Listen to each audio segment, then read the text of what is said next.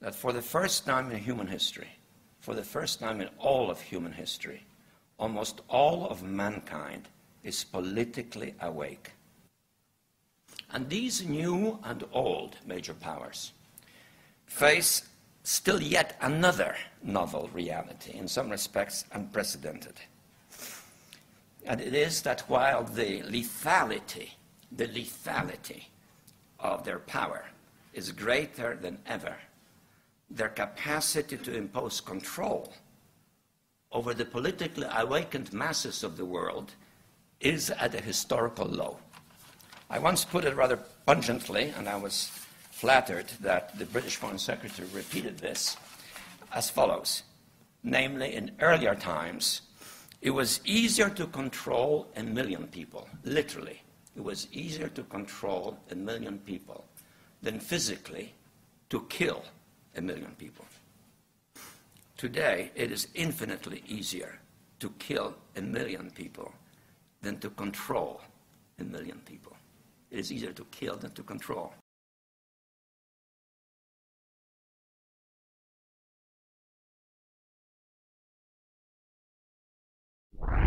What are you after? Power. What do you think is power? Whips, guns, money?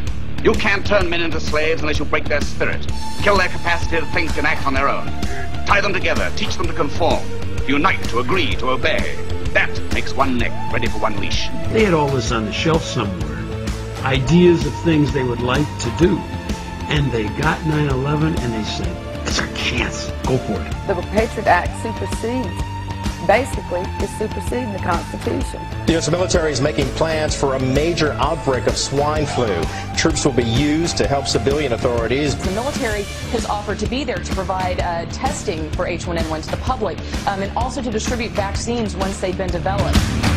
Paranoia is in bloom, transmissions will resume. I try to keep us all down and hope that we will never see the truth around.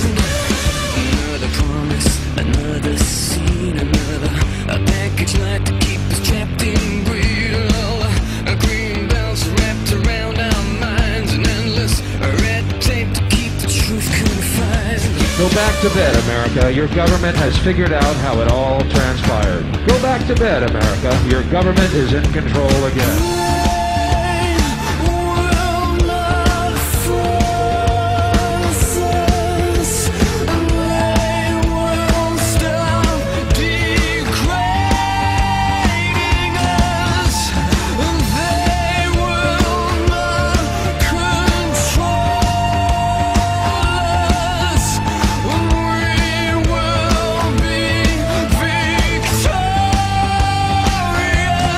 It's too late to complain.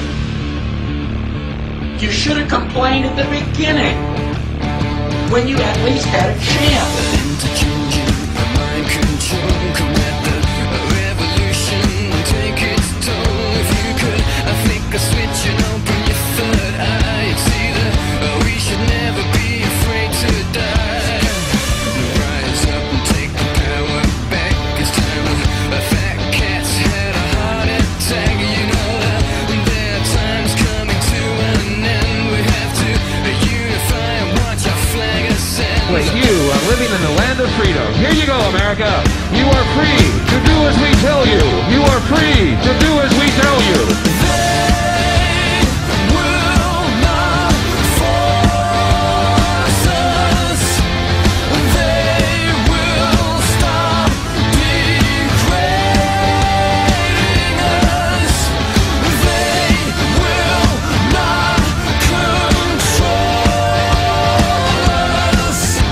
We will be victorious. Howard is asked, the question, is it safe? Expediency asks, the question, is it politics? Vanity asks, the question, is it popular? But conscience asks, the question, is it right? And there comes a time when one must take a position that is neither safe, nor politics, nor popular, but he must do it because conscience tells him it is right. There's a time because the machine becomes so odious, makes you so sick at heart that you can't take part. You can't even passively take part. And you've got to put your bodies upon the gears and upon the wheels, upon the levers, by all the apparatus, and you've got to make it stop. And you've got to indicate to the people who run it, to the people who own it, that unless you're free, the machine will be prevented from working at all.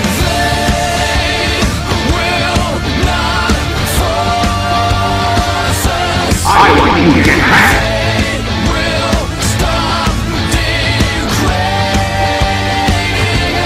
I want you to get back.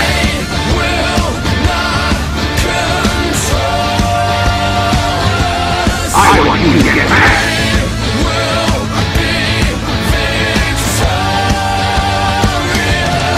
It has been said that when in the course of human events, an oppression so revolts its subjects that it becomes necessary to alter or abolish the means of that tyranny.